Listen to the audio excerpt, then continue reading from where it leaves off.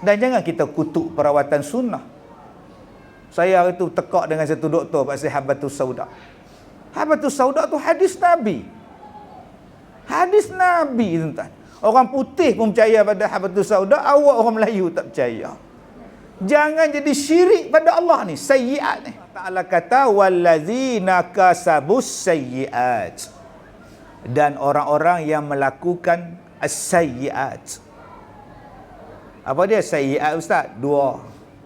As-sayyiat makna pertama syirik. Orang yang buat syirik kepada Allah. Okey. Ada orang kata pergi jumpa dengan bomo tu syirik. Kenapa tak? Yalah dia percaya bomo tu boleh menyembuhkan dia. Oh, betul tu. Pergi jumpa pawang syirik, ustaz. Dosa tak jumpa dengan pawang dukun ni? Syirik. Ada ke dia kata pawang tu menyembuhkan dia? Itu akak berubat di mana? Saya berubat dengan doktor. Doktor yang legakan saya. Samalah, syirik lah juga. Doktor bukannya ada kuasa menyembuhkan awak, sama je lah. Ustaz tak ada kuasa menyembuhkan, awak doktor pun tak ada kuasa menyembuhkan. Masya Allah, subhanallah. Dulu saya ingat lagi masa tu, Allah yarham almarhum Tuan Guru Datuk Harundin masih hidup. Datang satu makcik jumpa saya. Dia kata, ustaz, makcik ni sakit ni ustaz. Oh ya ke lah. Atau macam mana keadaan sekarang? Tak tahulah ustaz. Hari tu ada pergi minta dekat Harundin. Tak jadi, tak lega pun. Itu nak minta kat ustaz pula lah. Saya kata memang tak lega. Makcik minta dengan saya. Cik minta dengan Allah. Nanti kalau tak lega dengan saya, makcik kata apa pula? Dengan Harundin pun ada minta, dengan Ustaz Kazim ada minta, tak jadi. Ni jumpa ustaz ni pula.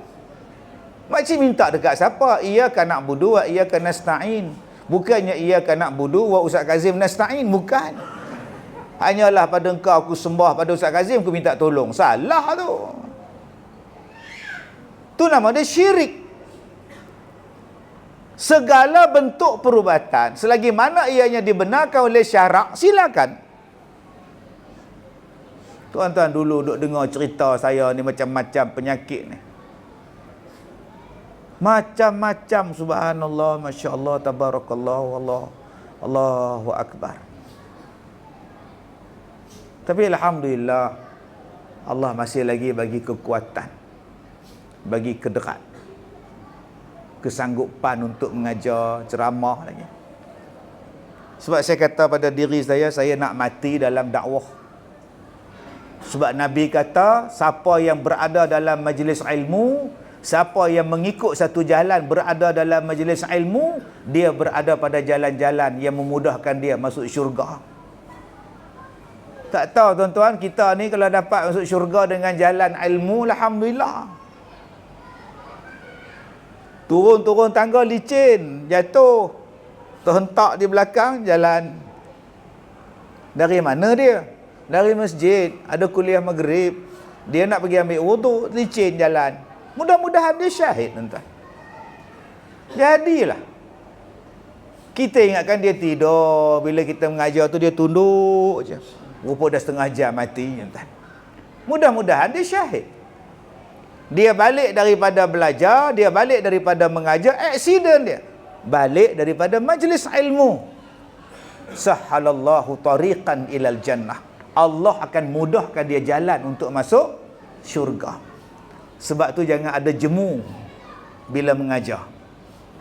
Jangan jemu. Kita kadang-kadang tengok ustaz tu mengajar, dah ada 5 orang. Dah berpuluh tahun dia mengajar, 5 orang je dia datang. Hak lain tak tahu pergi mana. Yang 5 orang tu pula 3 pekak. Dia pakai alat pendengaran je. Yang 2 lagi pula kencing tak lawas, kejap masuk kejap keluar, kejap masuk kejap keluar. Tapi ustaz ni konsentrate mengajar. Cuba tanya dia, kenapa ustaz nak mengajar lagi, tinggal 5 orang je lagi? Aku nak masuk syurga. Seorang pun aku mengajar. Seorang pun aku mengajar. Saya tengok satu video, satu tuan guru, dia duduk tepi sana, dia nak mengajar tu merangkak, tuan-tuan. Merangkak nak mengajar. Kawan sakit gout ke mak, merangkak ni. sebab aku nak masuk syurga. Tuan-tuan, kita pun kena ada keinginan macam tu. Aku nak mati dalam keadaan aku menuntut ilmu, belajar. Selagi mana perubatan itu dibenarkan oleh syarak, silakan. Baik perawatan moden, baik perawatan sunnah, baik perawatan herba. Doktor, jangan salahkan herba. Orang dulu-dulu sakit, mana ada doktor? Zaman hang tua, hang jebat. Ada doktor zaman tu? Ada hospital. Mereka merawat menggunakan herba.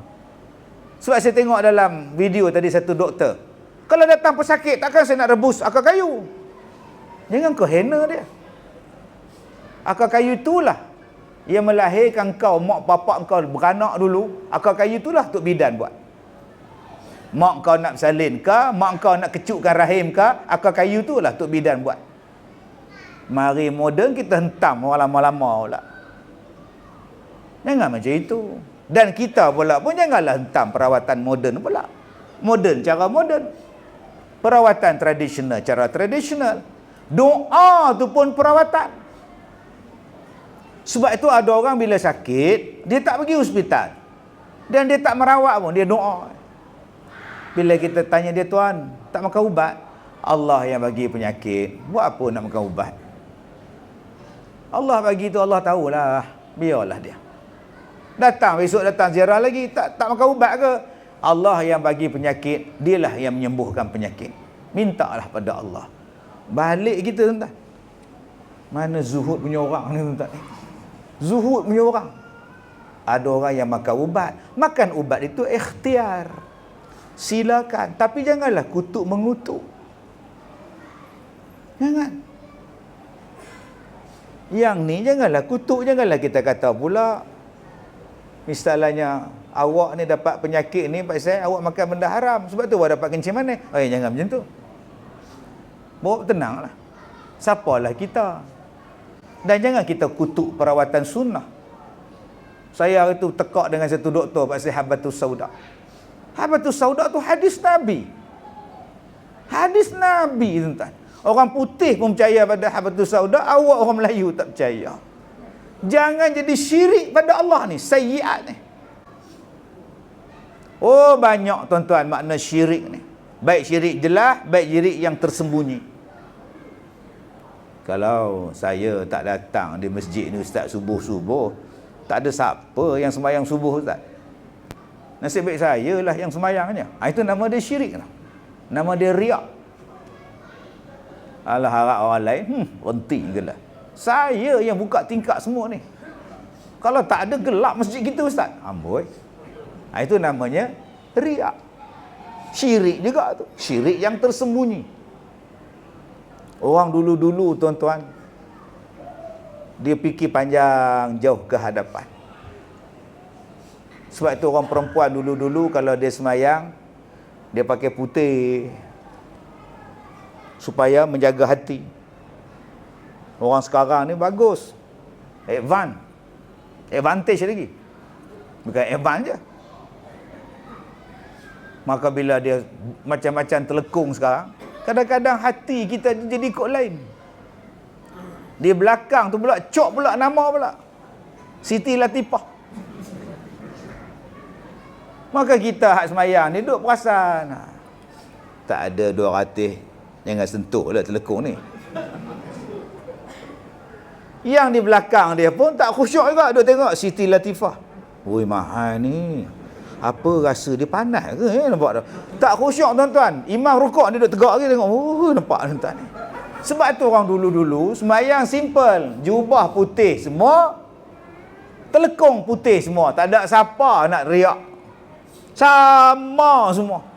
Belakang pun relax, sembahyang pun relax. Sebab sama je. Tuan-tuan yang saya hormati. Yang keduanya, apa makna sayyiat? Dosa, maksiat. Orang-orang yang melakukan maksiat. Kalau kita buka dalam kitab-kitab, misalnya penawar bagi hati, yang kita duk jaga sangat ialah maksiat zahir. Mencuri, merompak, membunuh, berzina, meliwat, menipu, Tapi manusia jarang menjaga maksiat batin, maksiat dalaman ni. Yang ni yang manusia jarang jaga. Dia sembahyang tu Allahu Akbar. Sembahyang Jumaat pukul 12.45 dia sembahyang sunat. Di tengah-tengah ramai orang ni, dia masuk-masuk Allahu Akbar. Mesti dia orang tengok aku. Bismillahirrahmanirrahim. Yang ni lah maksiat batin tu. Dia tengok satu anak muda masuk dalam masjid, dia tengok kamu jalan pula tabung masjid tu. Puak-puak ni datang ke nak sembahyang, curi ni. Dalam hati duk cakap. Sebab tu tuan-tuan, adakah berdosa benda hak dalam hati ni? Ada benda berdosa dan ada benda yang tak berdosa. Ulama kata kalau kau mengumpat dalam hati, samalah macam kau mengumpat di luar. Sama je. Duk tengok dia ngumpat, duk tengok Ustaz Kazim. Daripada pukul 8 tadi sampai pukul 8.27 ngumpat tak habis-habis. Ustaz ni kejap bertanding, kejap tak bertanding. Duk ngumpat.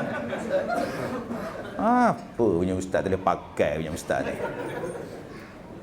Itu tuan-tuan, itu ngumpat. Sebab kau biarkan lama kau berada dalam umpatan tu, walaupun tak bercakap. Yang tak berdosa tu macam mana? Yang tak berdosa tu macam mana? Terlepas. Naik kereta, saya parking kereta hujung. Tuan-tuan pun yang naik motor, parkinglah jauh-jauh sikit, nak masuk kereta saja pun tak boleh tuan-tuan. Kalau ada parking hujung. Saya berjalan tadi tuan-tuan. Jalan tadi ada orang naik kereta, dia tengok saya. Tengok tu sekali imbas. Ustaz yang tak tanding tu. Yang tu tak jadi apa. Dia pun terus jalan tuan-tuan. Itu dipanggil lintasan hati. Lintasan hati tak apa, dimaafkan selagi mana kau tak lafazkan. Macam kita tengok orang gemuk. Allah, gemuk lintasan.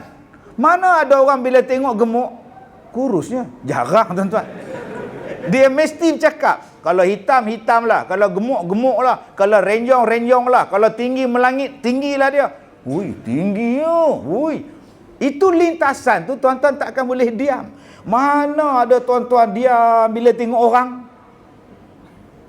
Takkan diam. Tuan-tuan tengok suami dia rendah, 5 kaki je. Isteri dia 5 kaki 9. Sama tinggi dengan Ronaldo. Ui, tinggi gila. Macam mana dia dapat?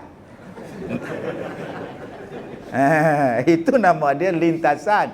Lintasan dimaafkan. Yang tadi ni hang ngumpat, walaupun dalam hati ngumpat dosa orang tak. Kena minta maaf. Makcik-makcik oi. Kena jaga ni. Siapa yang buat benda-benda macam ni, kata Allah, di hari kiamat, kata Allah, jaza'u bimithlihi. Jaza'u sayyi'atin bimithliha. Mereka akan dapat pembalasan setimpal macam mana yang mereka buat dalam dunia. Wa tarhaquhum zillah. Dan akan diliputi kehinaan. Ma lahum minallahi min asim. Tiadalah bagi mereka pelindung daripada siksaan Allah. Ka'annaha ughsyiyat wujuhum qita'an minal laili muzlimah. Dan wajah mereka akan menjadi gelap gelita seperti mana potongan malam yang gelap. Mereka adalah ahli neraka dan mereka kekal di dalam neraka.